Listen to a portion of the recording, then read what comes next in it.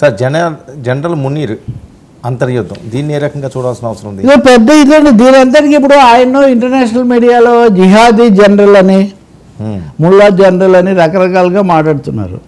1980లో జియావుల్ హక్ పాకిస్తాన్కు ప్రతి అధ్యక్షుడిగా, సైనిక అధ్యక్షుడే ఆయన కూడా, అయితే అధ్యక్షుడిగా మార్చుకున్నాడు. ఆయన ఉన్నప్పుడు మొదలైంది వాస్తవంగా ఆఫ్ఘనిస్తాన్లో సోవియట్, అప్పుడు ఇంకా సోవియట్ ఉంది, ఎదుర్కోవాలి, జిహాద్ చేయాలి మనమని. ఆ జిహాదీ లక్షణాలనే మునీర్ మళ్ళీ పునికి పుచ్చుకున్నాడు. ఎటువంటి వాడు అంటే ఐఎస్ఐకి చీఫ్గా పనిచేశాడు. ఇప్పుడు ఇదివరకంటే గత ప్రధానమంత్రి ఇమ్రాన్ ఖాన్ వద్దన్నా కానీ ఈయన ఏరికోరి తెచ్చి ఈయన మిలిటరీ అధినేతగా పెట్టారు.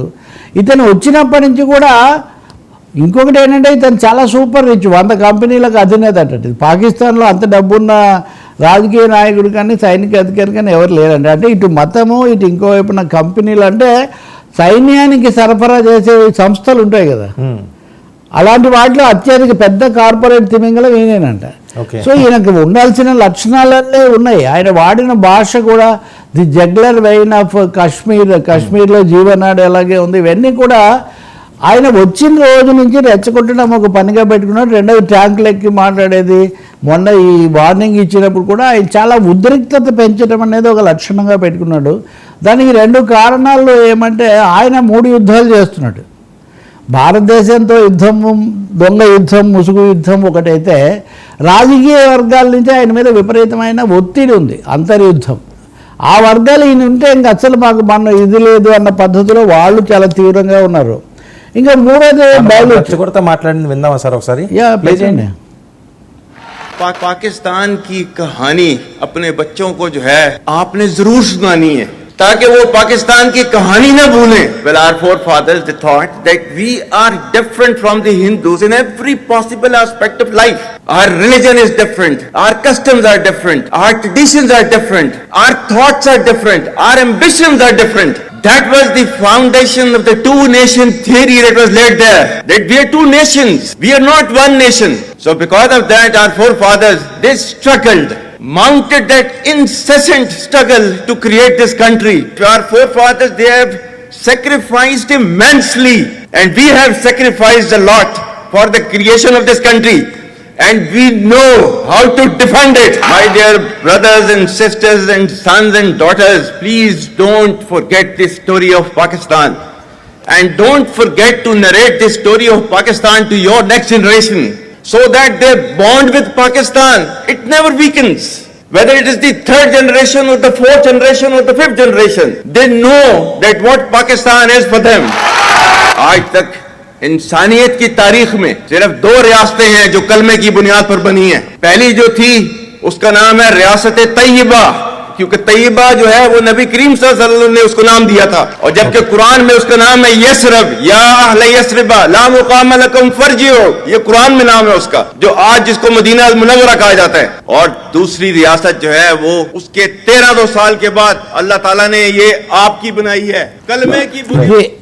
ఇదే నిజం. ఇప్పుడు జియావుల్ హక్ ఆ పరిణామాలు రాకముందు పాకిస్తాన్ సైన్యానికి వాళ్ళ సమగ్రత, దేశ పటిష్టత, ఇట్లాంటి ఇంటిగ్రిటీ ఇలాంటివి ఉంటే, ఇప్పుడు పాకిస్తాన్ సైన్యానికి ఏముంటుందంటే అలాగే అల్లాను మతాన్ని ధిక్కరించిన వాళ్ళకి పాఠం చెప్పడం, అల్లా కోసం అవసరమైతే ప్రాణాలు అర్పించడం, ఇది పెట్టుకున్నాడు. ఒక దేశ సైన్యానికి ఇది ఏముంది? అతను ఇంతగా పాకిస్తాన్ అని చెప్తున్నాడు.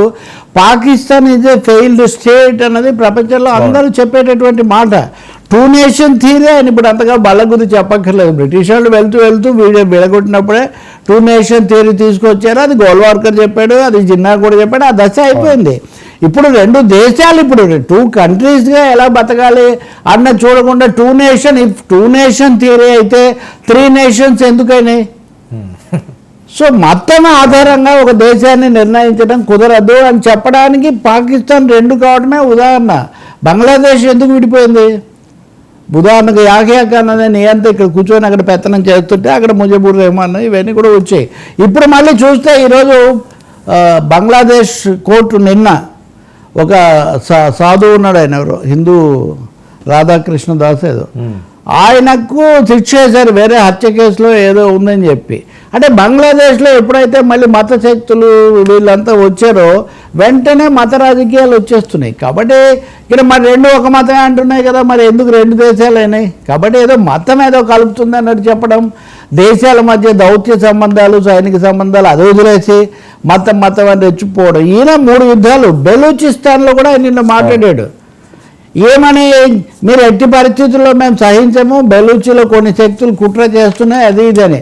అంటే నేను చెప్తుంది భారతదేశంతో ఇంత పెద్ద యుద్ధం ఉద్రిక్తత ఉన్న సమయంలో కూడా బెలూచి అన్నది భయపెడుతుంది ఆయన, బెలూచిస్తాన్ ఏమవుతుంది అని. ఇరాన్ ఆయన కూడా విషయం మాట్లాడుతున్నాడు. అందుకని ఈ 3 యుద్ధాలు, ఒకటి రాజకీయ అంతర్యుద్ధం, రెండవది ఆర్థికంగా దివాలా తీసినటువంటి పరిస్థితి, మూడవది బెలూచిస్తాన్ లాంటి చోట్ల ఇది ఎప్పటి నుంచో సాగుతుంది ఆ ఉద్యమం కూడా. కాబట్టి వీటన్నిటి మధ్యలో బయటపడడానికి ఆయన భారతదేశం మీదకి దృష్టి మరల్చడము, ఈ మతాల వారి మంటలు పెట్టడం అనే మార్గాన్ని ఆయన తీసుకున్నట్టున్నాడు. దీన్ని ఏమాత్రం దీనికి ఆ దేశంలో కూడా ముప్పు ఉంది. అందుకే కొంత మన అనేది ఇప్పుడు కనుక యుద్ధం కనుక మరీ శృతి మించితే మునీర్ తన దేశాన్ని ఇదిగో చూసారా మన మీద దాడి చేశారని రెచ్చగొడతాడు. కాబట్టి తగిన సమయం చూసి తగిన విధంగా దెబ్బతీయాలి, కానీ ఆయన ఉచ్చులో పడకూడదు అనే మాట. కానీ అందరూ ఈరోజు ఏదో మాట్లాడుకున్నట్టుగా రాశారు. మునీర్ అనే అతను ఇప్పటివరకు తెరచాటు పాత్రలో నుంచి తెర ముందుకు వచ్చినటువంటి ఉన్మాద సైనికాధికారి అని ఈరోజు అన్ని వాళ్ళ అమెరికన్ న్యూయార్క్ టైమ్స్తో సహా అందరూ రాస్తున్నారు అనమాట. Munir emerges from the shadows ఇట్లాంటివి. అలాగే ఇప్పుడు అణ్వాయుధం వాడతామని బెదిరించింది కూడా మిలిటరీ క్యాపిటల్. ఈ సైనిక కూటమి ఒత్తిడి వల్లనే వాళ్ళ మంత్రులు వాళ్ళ రాజకీయ నాయకులు మేము అణుబాంబు వాడతాం అని బెదిరిస్తున్నారు.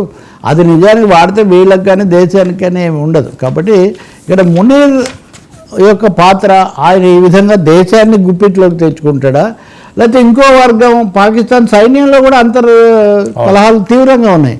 వాళ్ళు ఈయనని తప్పించి ఇంకొకరు ఎవరైనా చేస్తారా అన్నది మనం ఇప్పుడు చూడాల్సిన అంశం. ఎందుకంటే ముషారఫ్ కార్గిల్ ఇదంతా చేశాడు, కానీ తనే దెబ్బతిన్నాడు కదా. ముందు ఆయన షరీఫ్ని తప్పించాడు, తర్వాత ముషారఫ్ని తప్పిస్తే ఎక్కడో పారిపోయి అక్కడెక్కడో ఇద్దరు పోయారు. కార్గిల్ యుద్ధం పెట్టడానికి ఇద్దరు కారణమయ్యారు, కానీ ఆ తర్వాత ఇద్దరికి వాళ్ళ దేశంలోనే లేకుండా పోయింది. ఎప్పుడైతే సైనిక కుట్రలు, మతపరమైనటువంటి మంటలు, అలాగే ప్రజల అణచివేత ఆధారంగా బతకాలనుకుంటారో భారత్తో ఎదుర్కోవడం తర్వాత ముందు పాకిస్తాన్ ఎదుర్కోవడమే సమస్యగా మారుతుంది.